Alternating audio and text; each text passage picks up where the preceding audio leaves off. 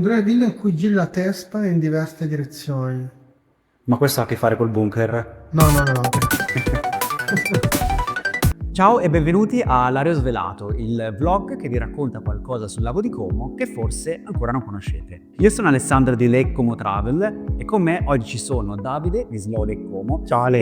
E sorella Francesca Corradini, ispettrice degli infermieri volontari della Croce Rossa Italiana Sede di Como. Buongiorno. Oggi ci troviamo in un luogo secondo me decisamente particolare della città di Como, tanto particolare che ad alcuni comaschi non è molto noto. Dove ci troviamo, Davide? Qua siamo in un bunker, un rifugio antiaereo, poco noto, sono pochi comaschi che conoscono questo luogo, uno di quei luoghi che sai che ci piace riscoprire.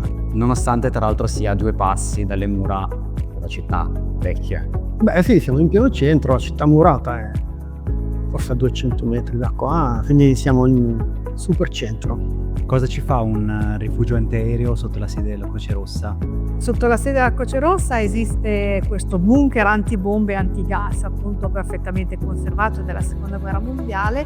Siamo in un edificio del 1936. Un regio decreto uscito proprio in quell'anno imponeva alle nuove costruzioni, alle costruzioni private, di prevedere un bunker proprio per proteggere la popolazione e quindi era obbligatorio prevedere un bunker nello scantinato. Per questo esiste questo bunker ed è stato concepito ad uso esclusivo per chi lavorava qui, quindi per chi lavorava di sopra.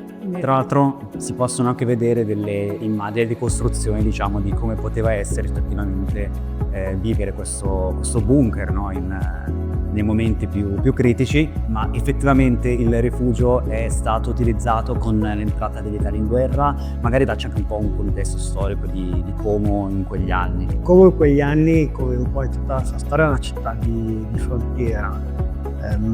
Como ha avuto durante la Seconda Guerra Mondiale una storia un po' diversa dal resto del Nord Italia, perché sul Nord Italia sono piovute parecchie bombe, parecchi bombardamenti. Milano è stata distrutta per quasi un terzo della sua superficie, oggi facciamo fatica a ricordarcelo. Come in quegli anni, pur essendo comunque una città importante, è stata in buona parte risparmiata da questo, in quanto città di confine, al confine con la Svizzera.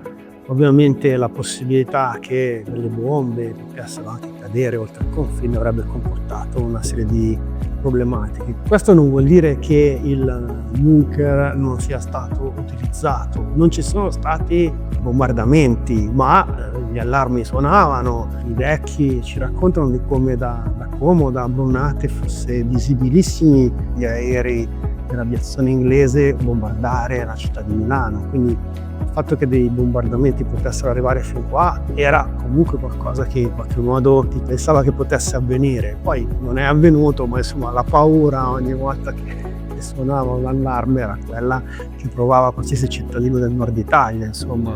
Tra l'altro so che associato, diciamo, a questo bunker c'è anche un museo dedicato agli anni della guerra e alla storia della Croce Rossa. Vogliamo andare a fare una piccola esplorazione? Andiamo!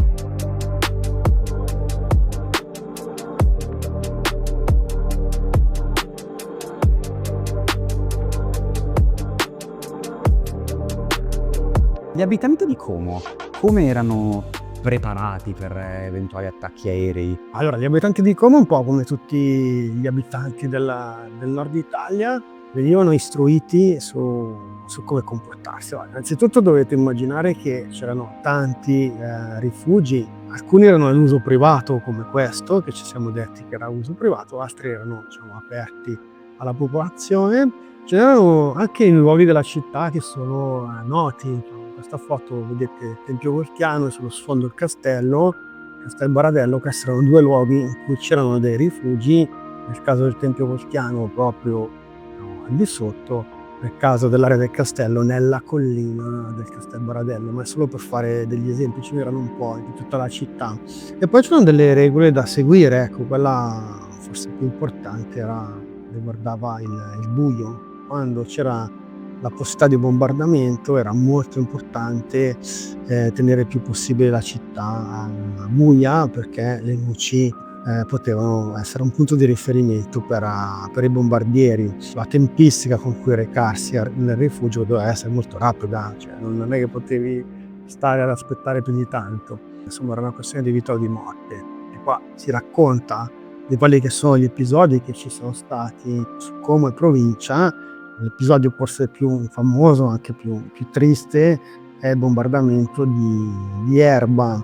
Allora, nella zona di Erba, dove c'è l'Arco del Dicee, c'erano degli insediamenti militari importanti che erano oggetto di bombardamenti. Durante queste operazioni alcune bombe caddero poi proprio sul centro di Erba, sul mercato di Erba, provocando una serie di morti. E poi invece nel caso di Como fu bombardata la polveriera, un bellissimo luogo nel cuore del Parco Spinaverde che ben conosciamo, è stato uno di quei pochi luoghi della città e della provincia che sono stati effettivamente bombardati dalla RAF, quindi della Royal Air Force.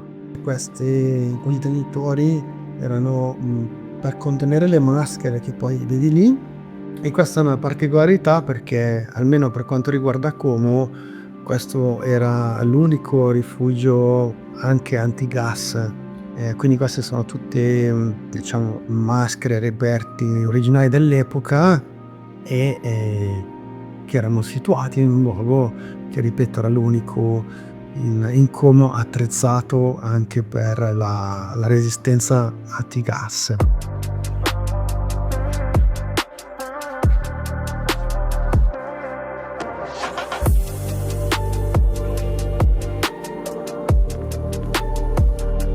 Francesca, ci racconti qualche storia sul personale della Croce Rossa di Como durante quegli anni? Questo museo è stato concepito anche per questo, cioè per far conoscere le persone che hanno contribuito alla nostra storia. Sentirete raccontare, quando verrete a trovarci, della storia di sorella Maria Andina e sorella Maria Antonietta Clerici, 2 infermiere volontarie che si sono diplomate all'inizio del primo conflitto mondiale, prima che scoppiasse la guerra, e sono state subito inviate in un ospedale da campo per assistere i soldati feriti e malati. Queste sorelle sono state internate in un campo di prigionia in Austria, a Katzenau. La loro storia è anche ben raccontata in un libro che noi abbiamo qui e che chi vuole venire a trovarci lo può trovare, e si intitola La via del cuore, e racconta proprio la storia delle crocerossine internate a Katzenau durante la Grande Guerra. Un'altra chicca, diciamo, è l'avvio dei treni ospedale, quindi per lo scambio dei prigionieri di guerra. Il primo treno parte nel 1916, qualcosa che si è verificato qui proprio perché Como è una terra di confine,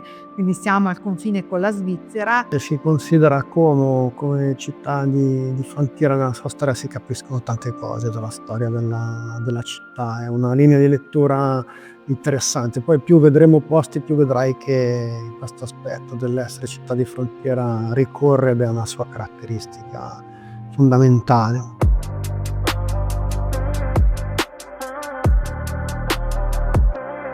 Grazie per questo interessantissimo giro, per le vostre pillole di conoscenza. Da questo punto non rimane chiedervi come si fa a visitare questo luogo, se un visitatore vuole venire ad esempio in autonomia. Il museo è visitabile su prenotazione, potete scrivere a info@murac.it e chiedere di poter venire a farci visita.